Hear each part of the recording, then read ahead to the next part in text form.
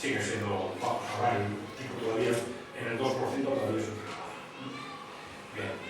Año y medio después el tipo base todavía está en un 2%, luego tenemos todavía una política expansiva e inflacionaria, además de que, acordaos de que estamos hablando de dos medidas, dos instrumentos que tienen los bancos centrales, los tipos de interés y la compra de activos. Entonces la compra de activos se está manteniendo, no se está modificando. Entonces, claro, las consecuencias sociales de eso son muy importantes, porque con esa compra de activos, ¿a quién se beneficia? A los gobiernos y a las grandes empresas, que es a los que se les compra la deuda. Entonces, estas empresas no tienen problemas con la elevación de tipo porque sus emisiones de bonos se las compra el Banco Central. Vale.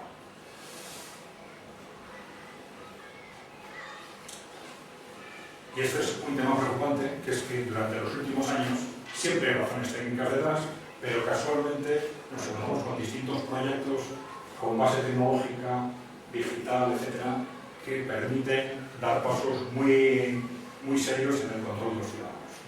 Entonces, ¿cómo se va a utilizar esto? Pues es un tema, vamos a decir, preocupante, pero como siempre hay una razón técnica detrás, conocer exactamente cuáles son las intenciones de cada una de esas medidas es complejo, pero hay que tenerlo en cuenta y vigilar. Bien. Bueno, este es un análisis que tampoco me voy a detener aquí porque creo que no tenemos tiempo, ¿no? Esto es un análisis que hemos hecho de posibles modelos de futuro. Uno de ellos es el que hemos comentado, el gran reinicio. Otro, algunos dicen que hay que seguir con el modelo neoliberal, que el problema del modelo neoliberal es que no se ha profundizado suficientemente y que si no funciona es porque todavía mantenemos demasiado el estado del bienestar. Otros dicen volver al modelo de posguerra, que si funciona también, ¿por qué no volver? Pero ya hemos dicho que, ojo, que no es tan sencillo, porque igual lo que entonces se hizo fue consecuencia de un entorno económico excepcional y quizás no fácilmente repetir. Otros dicen, vamos a acercarnos al modelo de los países emergentes, y les está funcionando bien. Tenemos el proyecto de las multinacionales del programa de inicio, y luego tenemos un proyecto que no está muy claramente definido, vamos a decir, el proyecto del trumpismo o de las derechas nacionalistas, si queréis, algunos llaman nacionalista industrialista, pero bueno, en algunas cosas se parece al neoliberalismo, cuestionan la globalización, plantean nuevos sistemas financieros. El nuevo modelo económico que hemos dicho que plantea las multinacionales a través del gran reinicio le están llamando capitalismo inclusivo, ¿no? Nosotros al principio pensamos que bueno, era simplemente una palabra bonita para adornar lo que querían hacer, pero no, tiene bastante más contenido detrás de lo que parece. Porque con ese capitalismo inclusivo lo que quiere decir es que las grandes corporaciones empiecen a asumir funciones del Estado de forma masiva. De tal forma que dicen, ¿inclusiva por qué? Pues nos vamos a preocupar de los ciudadanos en esto y en esto y en esto, cosas que hace el Estado ahora las hago yo con los ingresos que tiene el Estado, o recogiendo ingresos directamente de los ciudadanos.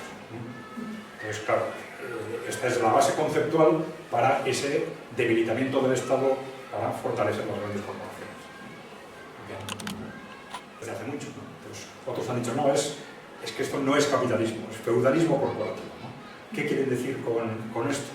Feudalismo en el sentido de que las grandes corporaciones tenderían a ocupar de alguna forma el papel que tenían los señores feudales en la Edad Media, ¿no? ¿En qué sentido? Pues en que iban a acumular poder económico, social y político, ¿no? Y sobre todo desde un punto de vista técnico, en el sentido de que el enriquecimiento de esas grandes corporaciones ya no sería a través de instrumentos capitalistas, sino de otro tipo de instrumentos.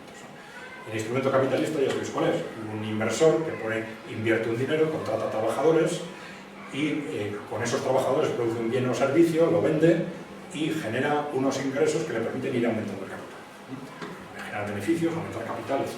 Eso es el capitalismo.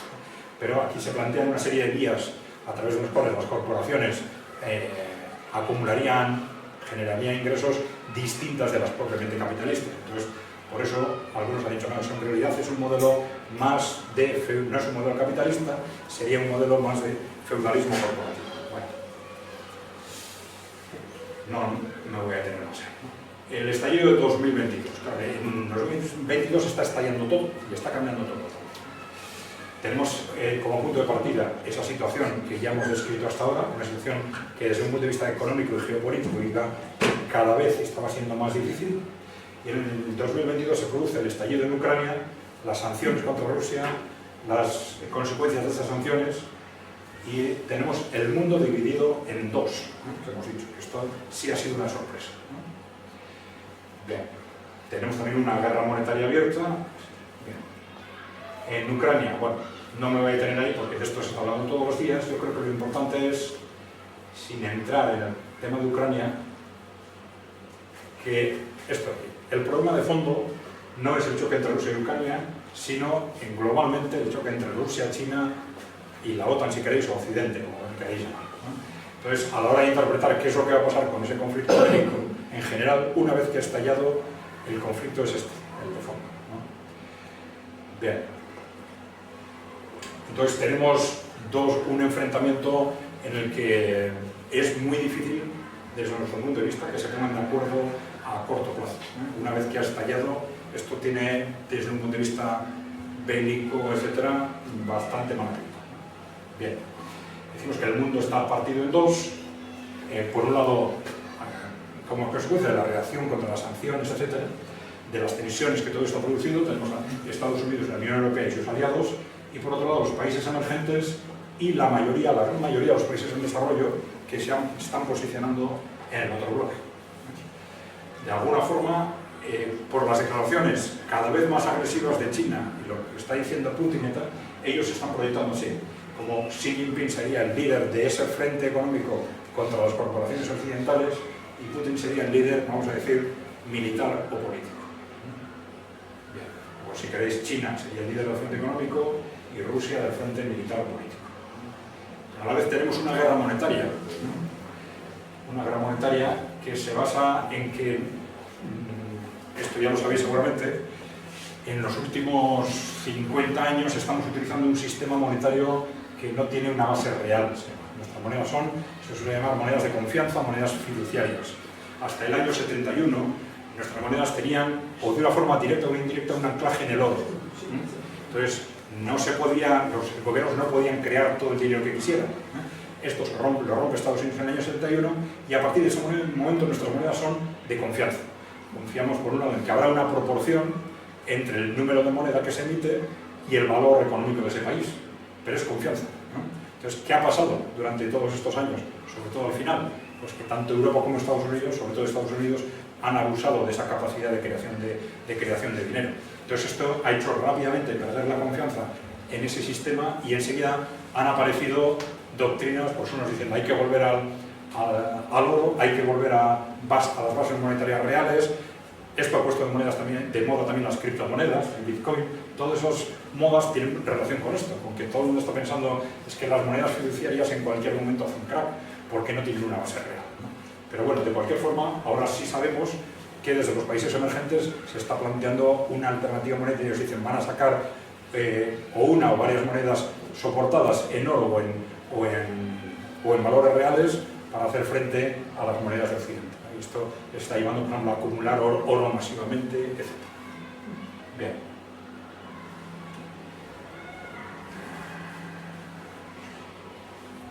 Bueno, esto es también muy importante. Después del estallido en Ucrania, estalla este tema de las sanciones y apenas unas semanas después, desde el foro de Davos, ese foro económico mundial que representa a las multinacionales, y el propio BlackRock dicen, ojo, esto lo cambia todo.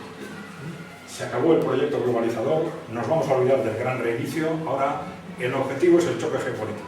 Hay que controlar a China y Rusia antes de poner en marcha ese nuevo proyecto. Eso es muy importante desde el punto de vista de lo que podemos tener a corto y medio plazo.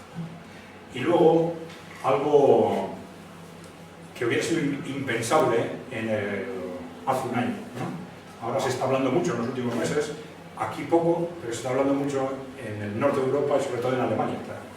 Porque está dando riesgos de una Europa neocolonial. ¿Qué es un modelo neocolonial? Modelo neocolonial se le llama al que se pone en marcha cuando las colonias se independizan. Se independizan políticamente, pero están gobernadas por unas élites que dependen de Occidente, dependen de sus metrópolis, ¿no? Y entonces esas metrópolis utilizan esa influencia, pues comprando, chantajeando a los gobernantes de sus países para controlar ese país económicamente, ¿no? O para disponer de materias primas, o para utilizarlo como mercado, etc. Bueno, entonces, ¿por qué se está hablando ahora de este tema? Bueno, porque tenemos riesgos importantes en Europa de caminar en esa dirección, se está diciendo. Primero, tenemos el sometimiento político de la clase política europea. Ya sabéis que esto desde la Segunda Guerra Mundial es una cosa bastante clara, sobre todo en algunos países como Alemania, ¿no? A partir de por su propia constitución, etc. Pero luego tenemos que, como consecuencia de esa división del mundo en dos, se está previendo que el corte comercial va a dejar a un occidente sobreindustrializado. Que si se produce una ruptura comercial, por un lado los países emergentes y en desarrollo, por otro lado occidente, tanto Europa como Estados Unidos, como Japón, todos tienen una capacidad industrial muy alta. Entonces, ¿qué es lo que se hace en esas situaciones? Destruir capacidad industrial. Tradicionalmente se hacía con guerras, ¿no? Pero claro, ¿qué está pasando? Pues algunos dicen, bueno, es que a alguien se le ha planteado que la posible solución de esto podría ser la desindustrialización de Europa. Muy especialmente la desindustrialización de Alemania, ¿no? Y ya digo que esto hasta hace un año era algo impensable, o hace 6 meses si queréis, ¿no? Pero tenemos ese sometimiento político de la élite europea desde la Segunda Guerra Mundial y sobre todo las decisiones que se están tomando desde marzo. En teoría todas ellas destinadas a hacer daño a Rusia, porque apenas hacen daño a Rusia y benefician extraordinariamente a Estados Unidos y le hacen un daño impresionante a Europa, sobre todo a la industria europea. Pero el problema no es que se equivoquen, porque todo el mundo puede equivocarse, sino que se mantengan y se adopten nuevas decisiones que producen el mismo efecto. Porque, claro, por muchas ganas que tenga de hacer daño a mi enemigo, si pongo un cañón que lo disparo y en vez de hacerle daño al enemigo me cae la bomba encima, pues cambio el cañón, utilizo otra estrategia, ¿no? Pues no. Lo que se hace es se mantienen esas medidas, se toman nuevas medidas con el mismo resultado, saben que la industria europea está amenazada, que la industria como la alemana, en parte ya se está empezando a instalar en China, en Estados Unidos, están recortando producción, algunas se están cerrando y continúan. O sea, es algo realmente sorprendente que tiene muy mala explicación, ¿no? Y esto es lo que está haciendo sospechar de que, aparte de otras cosas como el sabotaje del Nord Stream, etc., ¿no? Eso también está dando mucho que hablar en Alemania, ¿no? El tema es, vamos a dejarlo como pregunta, ¿por qué se avanza hacia la destrucción de la economía europea sin dar marcha atrás? Entonces, como esto es algo tan impensable, ¿no? Hasta hace 6 meses, lo vamos a dejar como pregunta, pero es una hipótesis que se está extendiendo en los últimos meses cada vez con más fuerza. Bueno, hacia el futuro, no me voy a enrollar demasiado en las distintas hipótesis, pero vamos a plantearnos qué pasa en el ámbito geopolítico. ¿Vale? Tenemos claramente ya, estamos en el comienzo de una guerra mundial. Una guerra que será bélica, será económica, pero estamos ya en un conflicto en el que va a tener que haber ganadores o vencedores casi con seguridad. Pues vamos a plantearnos 3 posibles escenarios, ¿no? Si hay una clara victoria de Occidente, vamos a tener una continuidad provisional del modelo neoliberal hasta, en principio, la implantación de ese modelo del gran reinicio, capitalismo inclusivo o corporativo. Si hay una clara victoria de los países emergentes, hay que pensar que ese modelo de los países emergentes de alguna forma se extenderá, ¿no? Si no hay una victoria rotunda en ninguno de los dos, pues tendríamos un mundo bipolar probablemente. El modelo emergente se extendería en los países emergentes y en desarrollo, y en Occidente tendríamos seguramente la aplicación de ese modelo de gran reinicio, pero también una gran sobrecapacidad industrial, ¿eh? Ya lo hemos dicho, pongo con interrogante lo de la desindustrialización europea como posible solución. Bien, de cualquier forma, frente a escenarios catastróficos, yo creo que siempre es importante defender, o analizar por lo menos los escenarios utópicos, ¿no? Los medios de comunicación, las películas, Hollywood, nos están, la literatura, constantemente presentando futuros distópicos, ¿no? Utopías negativas, o un futuro con una guerra atómica, un futuro con el mundo lleno de zombies, con una pandemia que lo destruye todo, un meteorito que acaba con la Tierra. Todos son futuros distópicos. Si pensamos en el pasado, pues bueno, todo era un desastre, con lo cual la conclusión psicológica de esto, y es muy importante, es pensar que vivimos en el mejor mundo de los posibles. Por eso, para que movilizarnos de alguna forma, es importante pensar en, aunque sea teoría, en pensar en las opciones que tenemos para construir futuros mejores. Y yo creo que un punto de partida muy importante es tener en cuenta los extraordinarios avances que se están produciendo en el ámbito científico y tecnológico, que realmente nos podrían permitir, bien utilizado, construir una sociedad muchísimo mejor. No me voy a detener ahí, salvo que preguntéis, ¿no?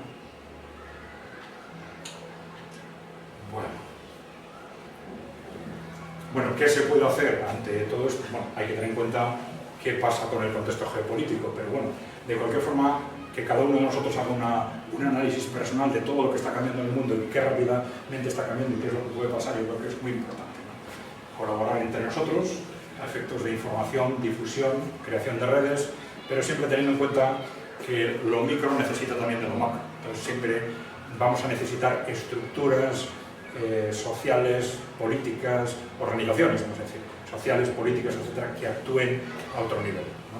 Entonces, bueno, pues sí parece que necesitamos siempre hacer un análisis de cuáles de las estructuras viejas o anteriores sirven y cuáles no, hay que crear nuevas o no hay que crear nuevas, ¿no? Y luego prepararse para tres posibles contextos: una situación similar a la actual, un nuevo contexto geopolítico en base a alguna de las opciones que hemos comentado, o un posible desastre, guerra, pandemia, etc. Bueno, teniendo en cuenta quién organiza esta charla, pues igual, aunque no sea el tema de la charla, pero por si luego queréis comentar algo de esto, ¿qué pasa? ¿Qué nos dice esto como país?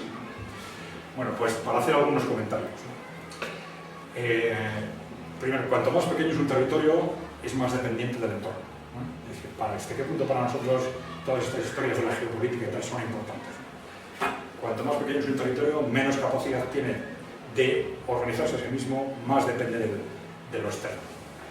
La importancia del contexto geopolítico es en dos direcciones. Por un lado, en el posicionamiento ideológico individual y colectivo. Ver lo que está pasando en el mundo, al final siempre es la referencia para todo el mundo para posicionarse sobre cómo hay que organizar la sociedad de tu entorno. Son las referencias internacionales las que de una forma o de otra acaban influyendo en todo el mundo. Y luego también por el impacto del entorno sobre la propia evolución política de nuestro país. Ahí tenemos una tendencia muy clara de los pequeños países a aliarse con quien sea, ¿no? Algunos dicen aliarse con el diablo si hace falta, ¿no? Yo quiero que mi país salga adelante, o con un objetivo o con otro, y para eso, ¿con quién me alío? Con el que sea que me ofrezca ayuda, ¿no? Pero eso, claro, tiene riesgos si eliges mal el aliado, evidentemente, ¿no? ¿Qué ha pasado desde los años 90? Pues en los años 90 nos hemos encontrado con un mundo unipolar, termina la Guerra Fría, entonces había un contexto de un claro enfrentamiento ideológico, eso desaparece. Y entonces, ¿qué pasa? Que todo el mundo busca aliarse con Wall Street o la City, porque son los únicos que mandan y son los únicos que tienen poder. Yo, si busco relaciones fuera, ¿con quién las busco? Con el que tiene poder. Si encuentro una mínima disposición para ayudarme por parte de quien sea, pues me alío con Wall Street o la City. También nosotros, ¿por qué no? ¿Por qué no? Esto genera inevitablemente en todos esos países o entornos un claro sometimiento al mundo anglosajón, ¿no? Y esto tiene sus ventajas y sus riesgos. Te pueden ayudar en un momento, pero no necesariamente porque crean en ti, pues te están utilizando para otra cosa, ¿no? Bien. Pero ante los cambios geopolíticos sí tenemos que estar muy atentos. Por si acaso nos hemos posicionado bien o nos hemos posicionado con el bando perdedor y entonces la hemos liado, ¿no? Los riesgos de no reposicionarse a tiempo si el contexto internacional cambia pueden ser muy importantes, ¿no? Y la cuestión es si es posible reposicionarse o no, porque una cosa es hacerlo desde el punto de vista teórico, pero otra cosa es que organizaciones concretas o personas concretas que se han implicado muy directamente en la relación con un grupo internacional o con otro, pues sean capaces de realinearse, ¿no? Entonces, los dos análisis hacen falta.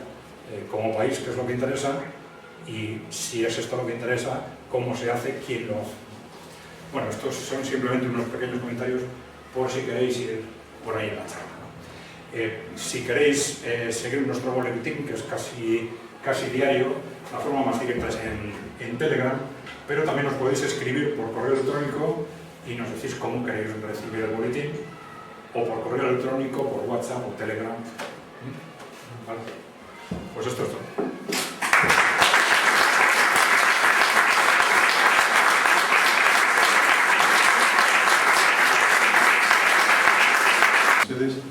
marchado eso a egiteko non izango da horren bat. Supongo que lo habéis entendido. Simplemente que por favor levantéis la mano claramente para seguir el orden de las intervenciones. ¿Sí? Según la situación actual y la evolución, ¿qué porvenir o qué sentido tiene el Estado español? ¿Tiene sentido ya el Estado español o es un estorbo para la evolución? Bueno, vamos a ver. Ahí tenemos, por un lado, lo que es la evolución económica, sobre todo en el proceso de globalización que se ha producido en los últimos 40 años, se ha puesto en cuestión hasta qué punto los estados tradicionales tenían un sentido, una globalización económica cada vez mayor, pero estamos en este momento en un reflujo de esa globalización. Sobre todo a partir del 2008 empezó con un reflujo en el ámbito financiero, a partir sobre todo también en el ámbito teórico, en el ámbito comercial, y luego ya en el ámbito práctico empezó el cuestionamiento de la globalización comercial con Trump, sobre todo, con las guerras comerciales que abrió Trump. Ahora tenemos el fraccionamiento del mundo en principio en dos partes.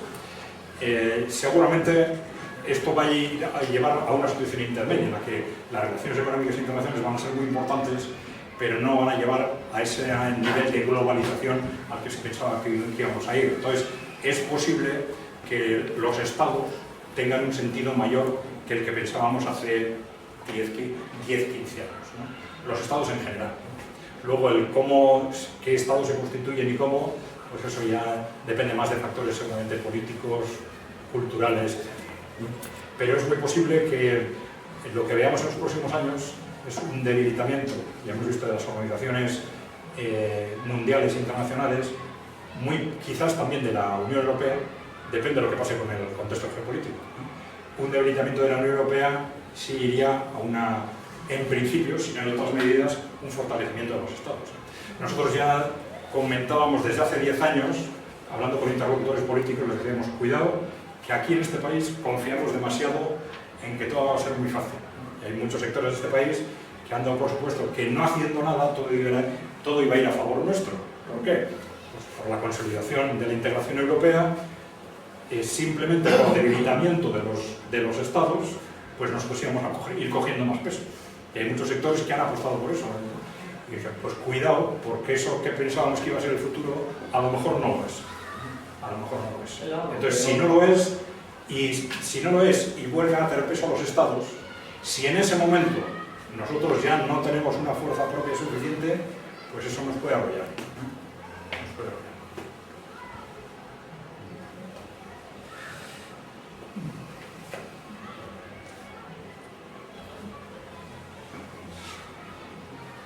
¿Qué futuro le ves al euro? Ya. Bueno, el euro se ha puesto en cuestión muchas veces y luego siempre se ha acabado manteniendo, ¿no? Porque hay razones técnicas de peso para cuestionar el euro. El euro fue una construcción, seguramente por motivaciones más políticas que económicas, y muy desequilibrada entre una unidad monetaria que no tenía un soporte en una unidad económica real. Entonces, muchos han dicho que era una de las razones del estallido de la crisis del 2008 fue los desequilibrios generados por el euro. Pero claro, el impacto político de cuestionar el euro es tan grande que cuando se produce una crisis que pueda poner en cuestión el euro, se adoptan todo tipo de medidas para que eso no pase, ¿no? Ahora,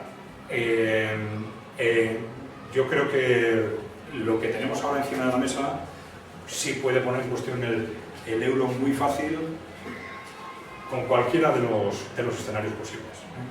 Si tenemos un escenario en el que, digamos, hay una victoria del modelo emergente, porque la Unión Europea ha estado tradicionalmente muy alineada con los sectores, vamos a decir, financieros de Wall Street, pero también si hay un modelo en el que claramente domina Estados Unidos, porque es muy fácil que a Estados Unidos no le interese una Unión Europea con peso propio.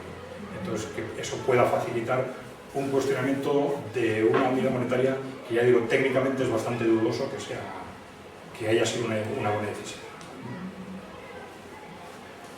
¿Es posible que se balcanice Europa? ¿Perdón? ¿Es posible que se llegue a balcanizar Europa? Balcanizar.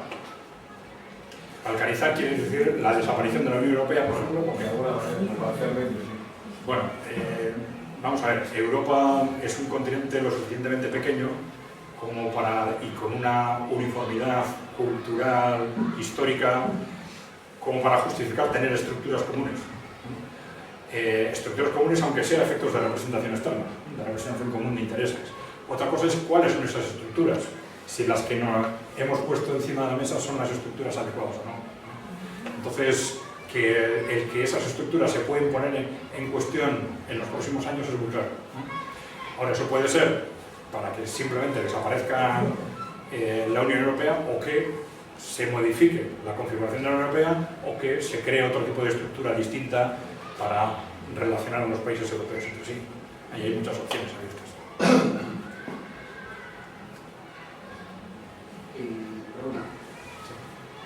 Has hecho un análisis de la situación mundial, económica, geoestratégica y demás.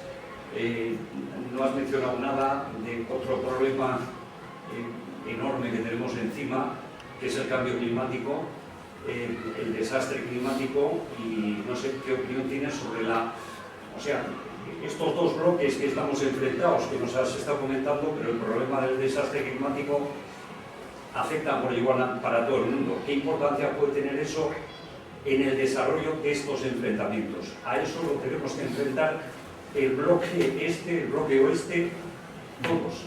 ¿Llegaremos a algún entendimiento? ¿No? Nosotros tenemos una ventaja, que es que somos analistas, ¿no? No somos agentes políticos ni agentes sociales, con lo cual no necesitamos opinar de todo, ¿no? Los políticos, a cualquier cosa les pregunten, tienen que dar su opinión. Entonces, ¿a nosotros qué nos pasa? Que cuando llegamos a un tema, vamos a decir, científico, nos quedamos bloqueados. A un tema en el que hay unos científicos que te dicen una cosa y otros de otra, pues nos solemos quedar bloqueados, nos cuesta bastante avanzar, precisamente porque no somos científicos. Sí vemos que en relación con ese tema en concreto viene, yo creo que una lucha dialéctica bastante fuerte desde algunos países emergentes, ¿no? Por lo menos o en la interpretación de lo que es el cambio climático o de cómo hacer frente al mismo, pero que sí hay concepciones muy distintas.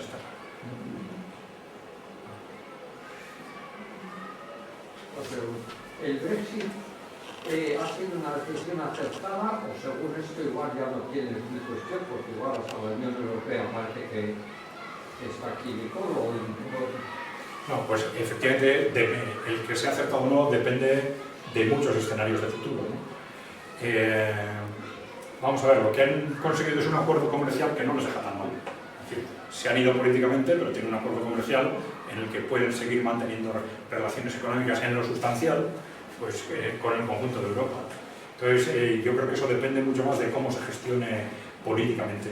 Y en esa reasignación de bloques, vamos a ver qué pasa entre Europa y Estados Unidos. Esa relación entre el Reino Unido y Estados Unidos les lleva a configurar entre todos ellos un bloque frente a una Europa que tienda a la desindustrialización. Pues vamos a ver.